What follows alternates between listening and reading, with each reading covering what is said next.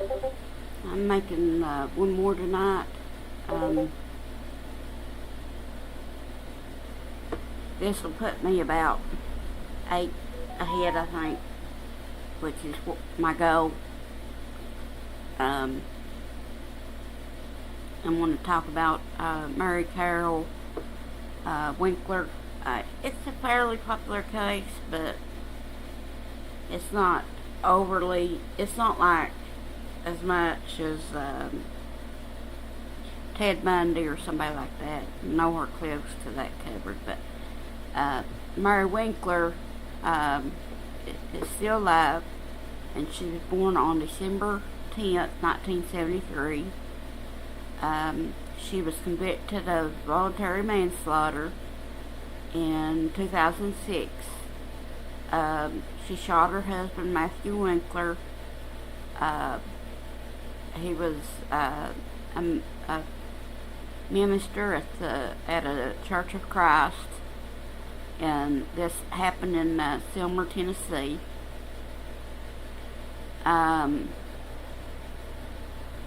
Mary Winkler gained national attention because of public speculation regarding her motives and mental health. Allegations of abuse by her husband, her brief flight from the state, and she had been in, she wasn't in jail long or in a mental health facility. And in 2008, she was granted full custody of her daughters. She had 3 daughters.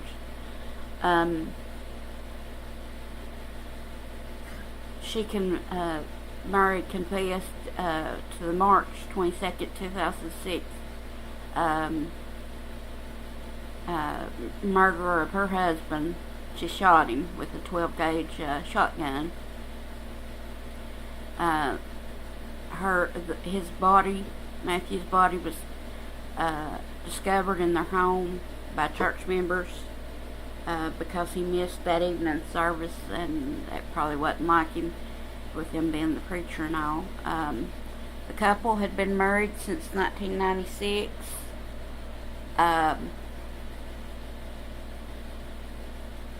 So about 10 years.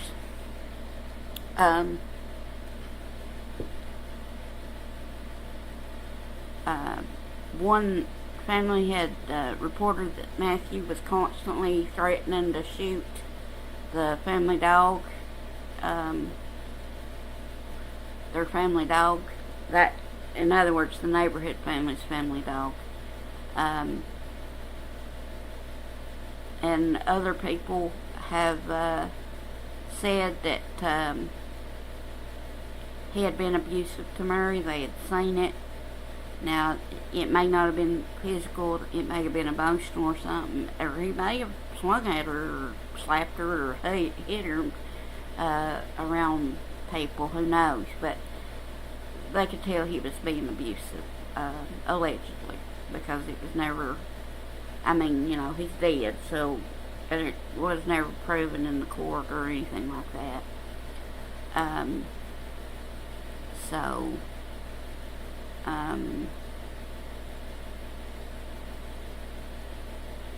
She was found guilty of voluntary manslaughter.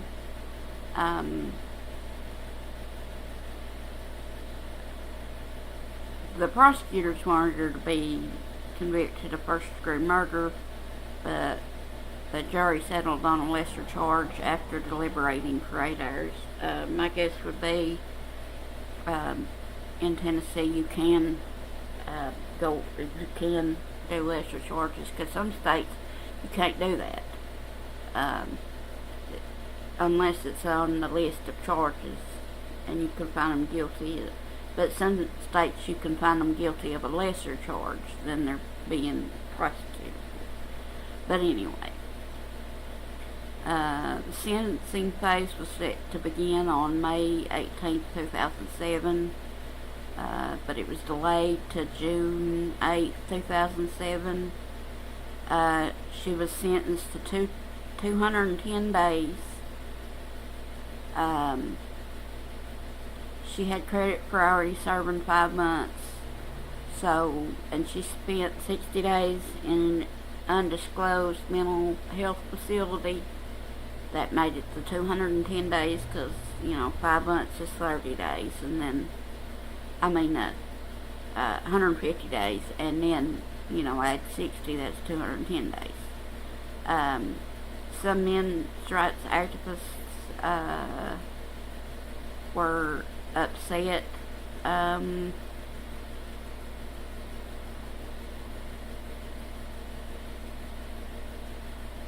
My problem with that is, yeah, she killed him, but she's never been violent before, and and a lot of other people was saying she was abusive. I agree that a lot of times people don't take male victims as serious. Just watch my Teresa Nora video. I go off on that because men shouldn't be abused, women shouldn't be abused, and people are saying that she was abused, that they witnessed it. So I have a hard time, but I think she should have been punished, and she was punished. I think maybe she should have got a little bit more time, maybe, but not a whole lot more. And you got to remember too, there, up until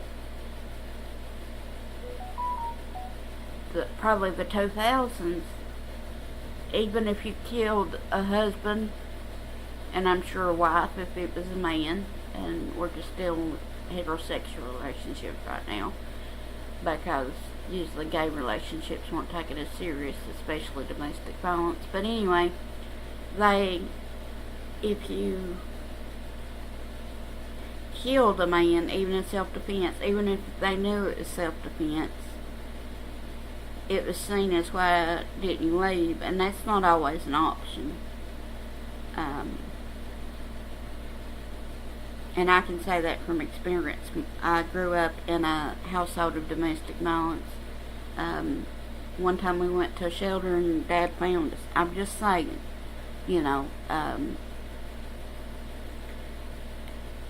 and it's complicated. If you've ever heard of trauma bond, then you know how hard it can be.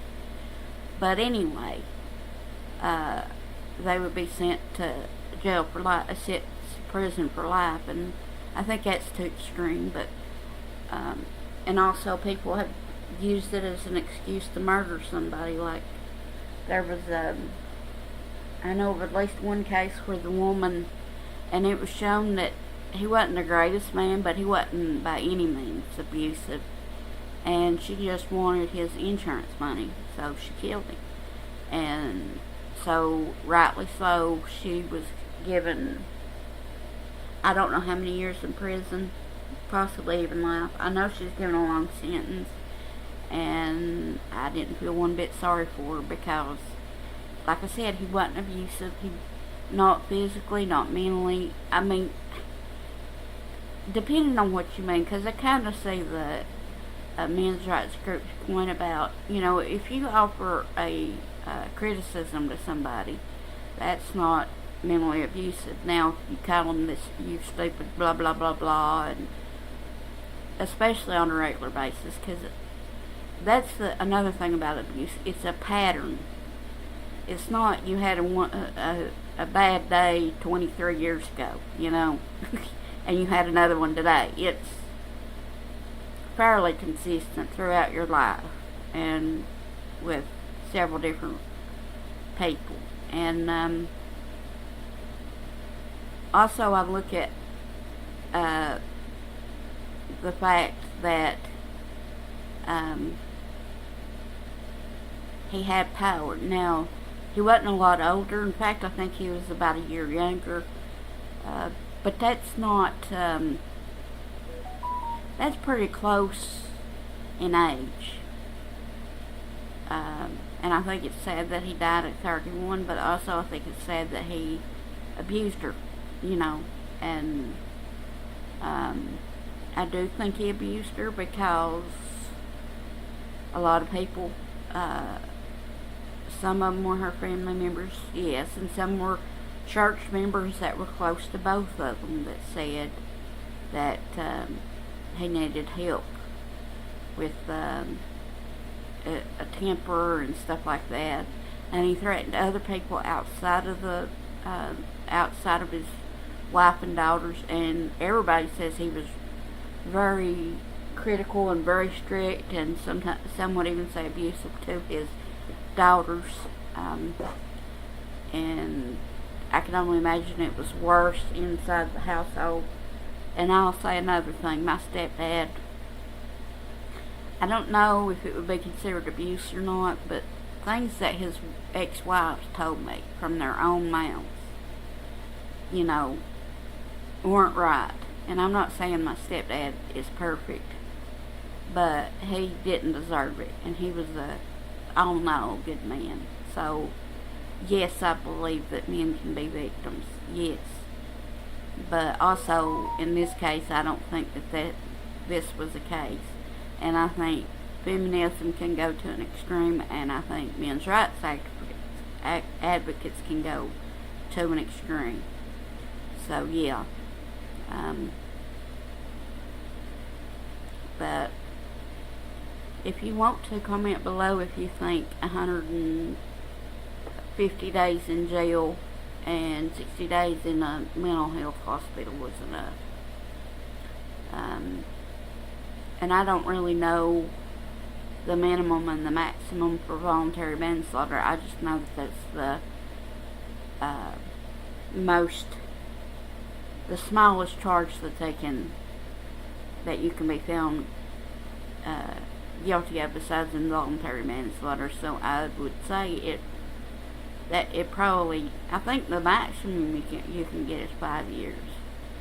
If the jury had found her guilty of a higher charge, I would think that was unjust. But that's just my 2 cents. Comment below if you disagree, as long as it's respectful. I don't have a problem with it. In fact, I watch YouTubers I disagree with all the time. I think that's a lost art, that you can hear things you disagree with, but just be nice. And I'm trying to keep this under the 15-minute mark, so please like, comment, subscribe, make sure the notifications on, share this video if you liked it. It'll really help my channel grow. I'm not as worried about growing fast, but I would eventually like to grow. Just because I think I have a lot to offer as I get better at this, and I'm going to share personal stuff on here at some point too. But yeah, I will record probably another few batches next week. That way I can get good far ahead, because I fell a little bit behind, and so, but anyway, you don't need to know all that. Bye.